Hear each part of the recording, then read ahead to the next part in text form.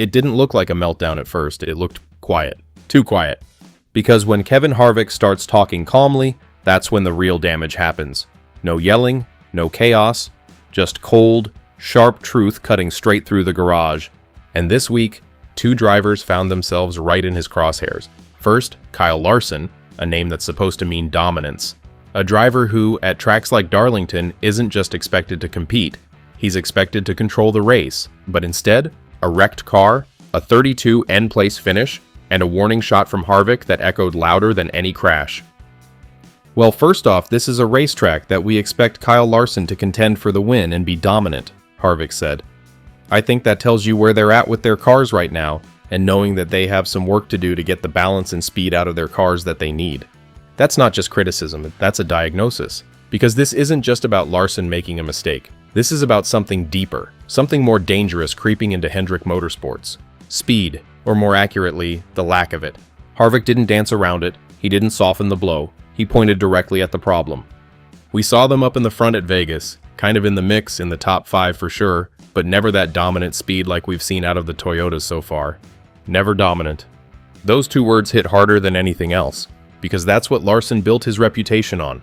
Overwhelming speed, the kind that erases mistakes, the kind that turns risk into reward. But now, that safety net is gone, and that's where things start to fall apart. Larson wasn't running second, he wasn't fighting for the win, he was sitting in 11th, trying to squeeze out just a little more. 7 laps to go, one push too hard, one hit to the outside wall, and just like that, everything collapsed. From a salvageable day to disaster. And I think for him, wrecking from 11th, those are the things that you can't do, Harvick said. You can't do that in this point system. If you have an 11th place car, you have to finish 11th. Otherwise, you're just throwing dirt on yourself and making things worse. That's the new reality. Not every race is a win. Not every car is perfect. And Harvick is making it clear. The great drivers adapt, or they fall. Because right now, Larson is caught between two versions of himself. The old version, who could attack every corner because his car was fast enough to recover, and the current version, where that same aggression becomes a liability.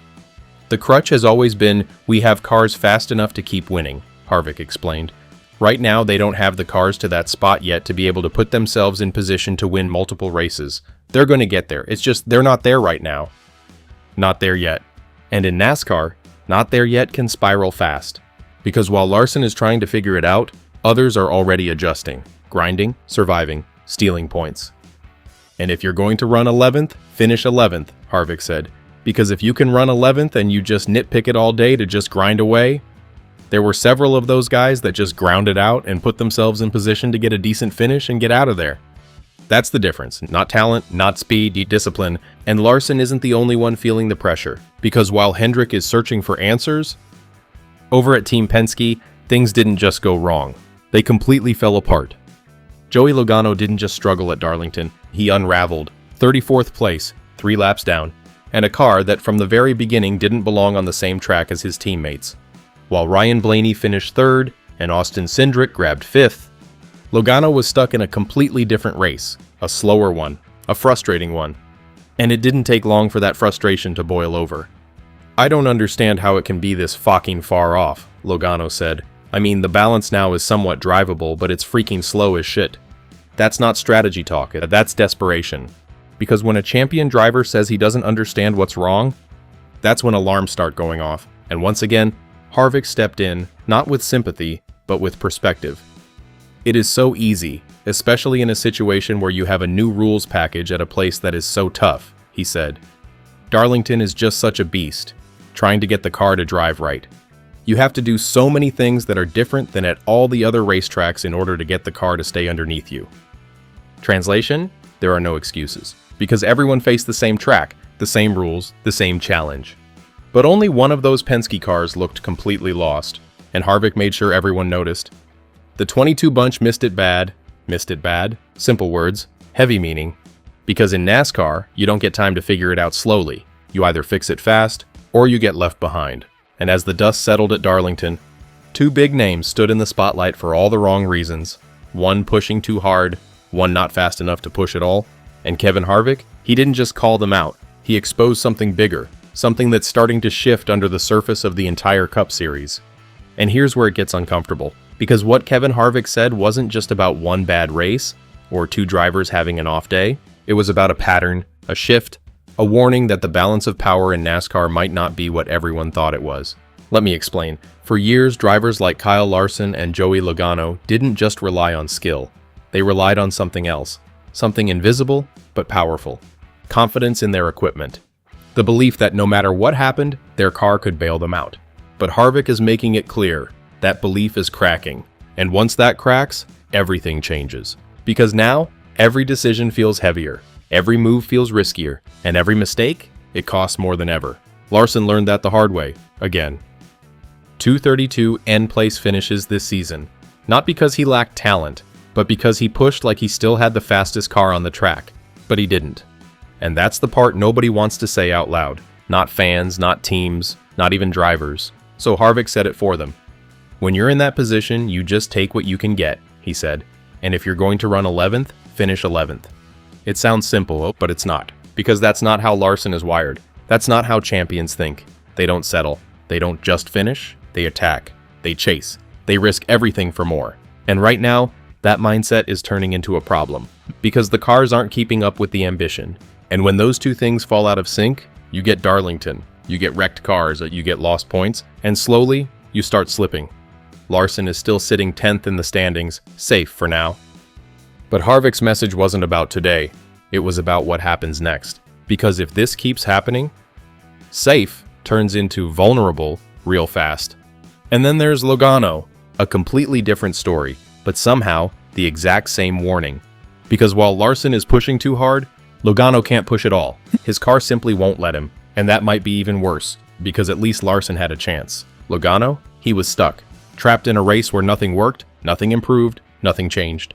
And Harvick knows exactly what that feels like. Which is why his next comment didn't sound like criticism. It sounded like certainty. I can promise you Joey Logano was going to be the first one in the shop today because he could not be happy with the way that car ran. Think about that. Not might be, not probably. I can promise you. That's a driver who knows the feeling of walking out of a car that betrayed you. A car that didn't respond, didn't fight, didn't belong. And the worst part, watching your teammates succeed in the exact same equipment group. Because while Logano was fading into the background, Ryan Blaney was charging to the front. Austin Cindric was locking down a top 5, same organization, different reality. That's not just frustrating, that's isolating. Because now the question isn't just what's wrong with the car, it becomes, what's wrong with us? And that question can tear a team apart if it lingers too long. But Harvick didn't leave it there. He zoomed out, looked at the bigger picture, and quietly dropped another truth that might have gone unnoticed.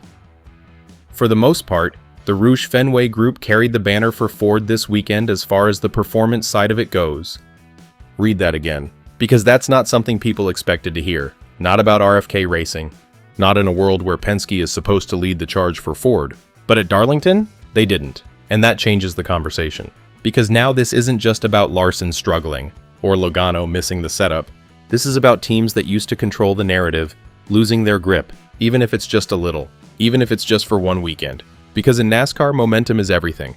And right now, it's moving, shifting, quietly, but unmistakably. And Harvick sees it. That's why his words hit so hard. Because he's not reacting to what happened. He's reacting to what it means. Two elite drivers, two completely different problems, but one shared truth.